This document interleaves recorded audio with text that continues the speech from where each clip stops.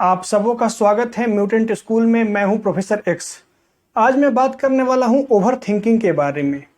यह वीडियो उन व्यक्तियों के लिए काफ़ी महत्वपूर्ण है जिनके दिमाग में, मस्तिष्क में अनियंत्रित विचार चलते रहते हैं और वो हमेशा असहजता की स्थिति में रहते हैं, या उनके मस्तिष्क में अनियंत्रित विचार चलने की वजह से वो अपने वास्तविक काम को, जैसे पढ़ाई करना एवं अन्य काम को अच्छे ढंग से नहीं कर पाते हैं। तो यह वीडियो उनके लिए काफ़ी महत्वपूर्ण है और मैं समझता हूं कि 99% ऐसे लोग हैं, या ऐसे स्टूडेंट हैं, या ऐसे लोग हैं जिनके अंदर एक्सेसिव थिंकिंग की, ओवर थिंकिंग की समस्या है, जिनके मस्तिष्क में अनियंत्रित रूप से विचार चलते रहते हैं, जिसकी वजह से वह एक मनोवैज्ञानिक असहजता की स्थिति में, एक मनोवैज्ञानिक पीड़ा की स्थिति में रहते हैं और एक बहुत ही अजनबी सा कष्ट का महसूस करते रहते हैं। एक अंदर से खालीपन, एक अंदर से बेचैनी बना रहता है। तो आइए समझते हैं इसके पीछे का मनोविज्ञान और इसका निदान क्या है। और मैं चाहता हूं कि आप ये वीडियो पूरा अंत तक देखें, क्योंकि यह वीडियो देखने के बाद आप अपने मस्तिष्क के विचार प्रणाली को समझ पाएंगे और जब उस प्रणाली को समझ पाएंगे तो काफ़ी हद तक आप नियंत्रण भी कर पाएंगे। और यह वीडियो देखने के बाद अंत में आप पाएंगे कि सच में आपको कुछ सीखने को मिला। तो पहली चीज समझिए कि आपका मस्तिष्क में विचार चलते कैसे हैं। पहला पॉइंट मैं बता रहा हूं, आपके मस्तिष्क में जो विचार चलते हैं ना, वो एसोसिएशन के माध्यम से चलता है। इस एसोसिएशन को कुछ ऐसे समझे कि जैसे आप बिस्तर पे लेटे, तो बिस्तर पे लेटने के बाद आप फैन को देखिए। अगर फैन का कलर पीला है जिसे आपने परसेप्ट किया, तो आपके अंदर में विचार की प्रक्रिया शुरू हो गई। उस पीले फैन को देखें, तत्क्षण आपके मस्तिष्क में एक और विचार आया, एक और विचार पॉपअप हुआ कि आपके बगल में जो बिल्डिंग है, पड़ोस की बिल्डिंग है, वह कंप्लीटली येलो कलर का है, काफी सुंदर है। तो फिर जैसे ही पीली बिल्डिंग का विचार आया, तो आपके मस्तिष्क में पीलिया से संबंधित विचार आया। तो पीलिया जैसे जिसे बीमारी है, जिसे जॉन्डिस कहा जाता है, पीलिया से के संबंधित विचार आया, तो ज्यादा संभावना है कि यह विचार से आप, यह पीलिया की बीमारी से आप पहले ग्रसित हैं, या आपके आसपास से कोई ग्रसित है या ग्रसित ना हो, तो संभावना है कि आप पीलिया बीमारी के उपचार के मामले में इंटरनेट पर सर्च करने लग जाएंगे, वीडियो देखने लग जाएंगे। और जब वीडियो देखने लगेंगे तो आपके मोबाइल के स्क्रीन पे सजेशन में कई और वीडियो आ जाएंगे, तो उस पे लग जाएंगे। फिर उस वीडियो को आपने छोड़ा, फिर लेटा, तो फिर किसी स्टिमुलस पे आपके मस्तिष्क को, किसी स्टिमुलस को आपका मस्तिष्क पर परसेप्ट किया और फिर उसके इर्द गिर्द विचार करना शुरू कर दिया। ये एसोसिएशन होता है, अर्थात इसे हिंदी में कहा जाए कि सहसंबंधन सिद्धांत द्वारा आपका विचार प्रणाली चलता है। एक चीज सोचिए, उसी चीज से संबंधित दूसरी विचार, उसी चीज से संबंधित तीसरी विचार, इसी तरह से एक श्रृंखला में विचार चलते रहता है। तो आप अगर ओवर थिंकिंग से बचना चाहते हैं तो यह विचार प्रक्रिया के सहसंबंधन को काटना होगा। आपके विचार में जो एसोसिएशन है उसे काटना होगा।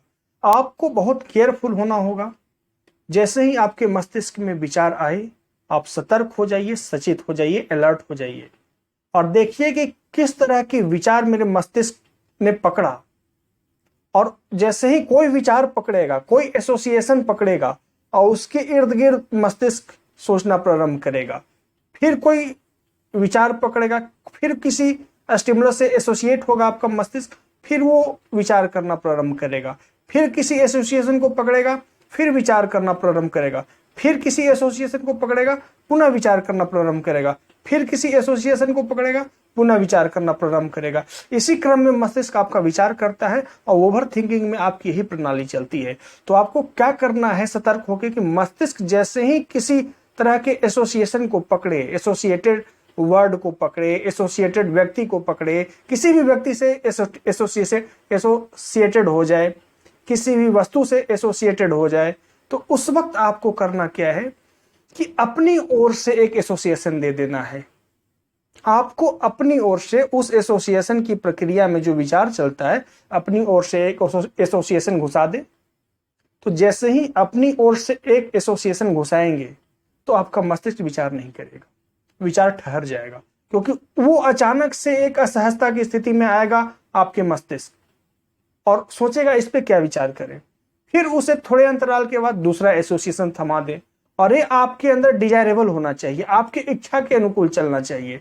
और जो ही ये आपकी इच्छा के अनुकूल चलेगा तो आप कुछ दिन के अभ्यास से पाएंगे कि आपको अपने मस्तिष्क पे, आपके विचार प्रणाली पे कमांड होना शुरू हो गया, क्योंकि आप अपने मस्तिष्क के रैंडम एसोसिएशन का शिकार ना होकर के माइंडफुल हो गए, कॉन्शियस हो गए और जानबूझ के उसमें इंटरफेयर करके अपना एसोसिएशन घुसा रहे हैं, अपना एसोसिएशन डाल रहे हैं। तो अपना एसोसिएशन डालेंगे तो मस्तिष्क उस पर विचार करने में थोड़ा बाधा महसूस करेगा, तो फिर अपना दूसरा एसोसिएशन डाल दे, फिर मस्तिष्क बाधा करेगा। तो ये लंबे समय तक अभ्यास करिएगा तो आप पाएंगे कि ओवर थिंकिंग की समस्या, ओवर थिंक करने की जो आपकी टेंडेंसी है वो कमेगी। और मैं इस चीज को काफी लंबे समय तक यूज किया हूं स्वयं, और बहुत लोगों पे प्रयोग किया हूं।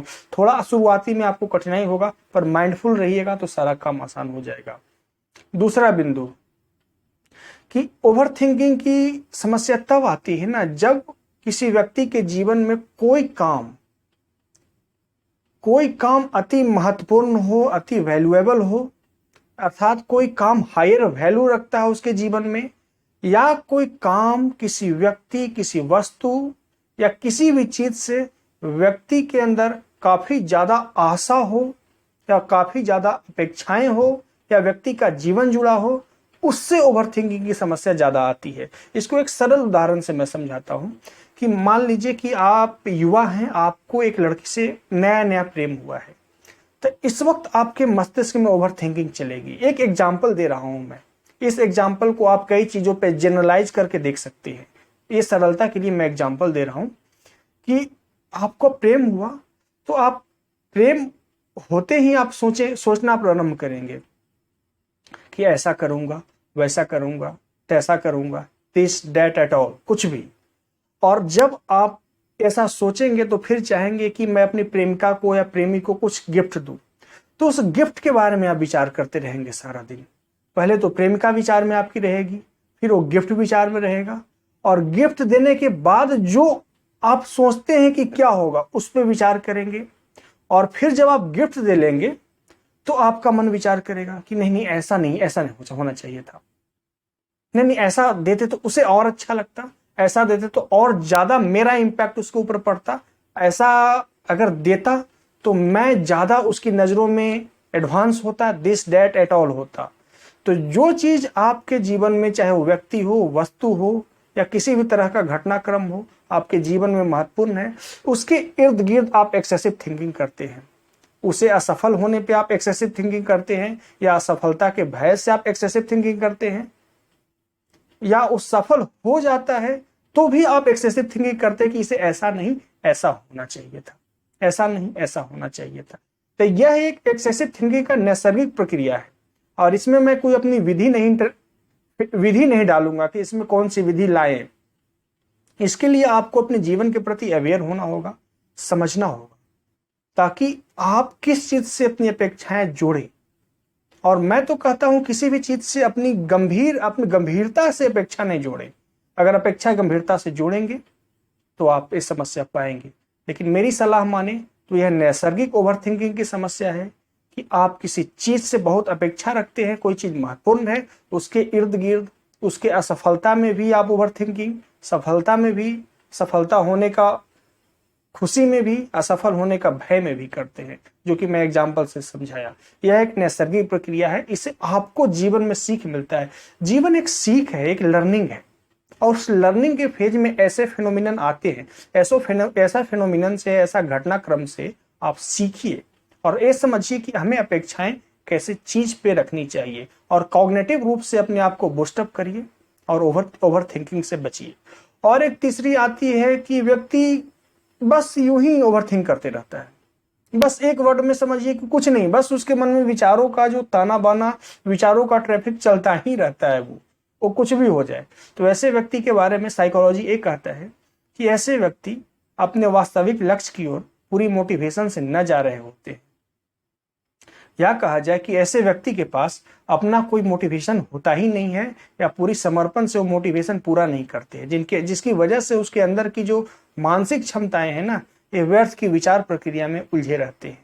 तो अगर ऐसे व्यक्ति हैं जो आपके अंदर बहुत सारी चिंतन चलते रहता है, तो आप अपने आप को प्रोडक्टिव काम में लगाएं। अगर आप स्टूडेंट हैं तो पढ़ाई में लगाएं, आपका जो काम है उसमें लगाएं, तो आप एक्सेसिव थिंकिंग आपका सबमिनलाइज हो जाएगा, आपका सही कामों में लग जाएगा, जिसको साइकोलॉजी की भाषा में सबमिनलाइजेशन कहते हैं वो। और एक सबसे इंपॉर्टेंट चीज है कि आपको बेवजह ही ओवर थिंकिंग की समस्या है, तो एक मैं ब्रह्मास्त्र सूत्र दे रहा हूं, मनोवैज्ञानिक सूत्र, उसको आप करेंगे तो आप ओवर थिंकिंग को कंट्रोल कर सकते हैं। जैसे ही आपको ओवर थिंकिंग जैसे विचार अनियंत्रित चलने लगे, वैसे ही आप श्वास को एक निश्चित रिदम में गहरा लेना प्रारंभ करें, और वो श्वास पेट से लेना प्रारंभ करें, और थोड़ा गहरा लेना प्रारंभ करें, और थोड़ा तेज लेना प्रारंभ करें, और एक निश्चित रिदम में, एक निश्चित लय में। पहले समझे, श्वास आपका गहरा हो, श्वास आपका तेज हो, उतना भी तेज नहीं कि असहज हो जाए, बिल्कुल नैसर्गिक वे में, और श्वास एक निश्चित लय में हो, और ये लय कंटिन्यू लेते रहे। आप अपना सारा फोकस ऑफ अटेंशन उस ब्रीदिंग पे लगा दें, तो आप पाएंगे 4 से 5 मिनट में कि आपका ओवर थिंकिंग अपने आप डाउन हो गया, और सारा कॉन्शसनेस, वो सारा मेंटल एनर्जी आपके ब्रीदिंग को लेने और छोड़ने में चला गया। और आप श्वास नाभि से लें, अर्थात छोटे बच्चे की तरह पेट से लें, और ये श्वास आप लें। आप चाहें तो सारा दिन इसका अभ्यास कर सकते हैं, कोई हर्ज नहीं है, पर एक निश्चित रिदम में होना चाहिए, एक निश्चित लय में होना चाहिए, और एक गहराई के साथ श्वास लें और सारा फोकस ऑफ अटेंशन लें। और मैं इस विधि का हम अक्सर यूज करता हूं। जब भी मैं अपने कामों से तनाव में आ जाता हूं, तो मैं पढ़ भी रहा होता हूं, तो अपना डीप श्वास लेते रहता हूं, और मेरे बॉडी की ऐसी प्रणाली हो चुकी है कि ना माइंड डेविएट नहीं होता, ऑटोमेटिकली डीपली चलते रहता है। सिर्फ मैं अपने माइंड को सजेस्ट कर देता हूं कि मुझे डीप ब्रीदिंग करती रहनी है, मैं घंटों डीप ब्रीदिंग करते रहता हूं और अपना काम आसानी से करता हूं। मैं बहुत कंफर्टेबल, सहज मनोवैज्ञानिक स्थिति में रहता हूं। तो आशा करता हूं कि आप इस वीडियो से काफी कुछ सीखे होंगे। मैं प्रोफेसर एक्स अब मैं आपसे विदा लेता हूं, मिलता हूं नेक्स्ट वीडियो में। वीडियो को देखने के लिए धन्यवाद।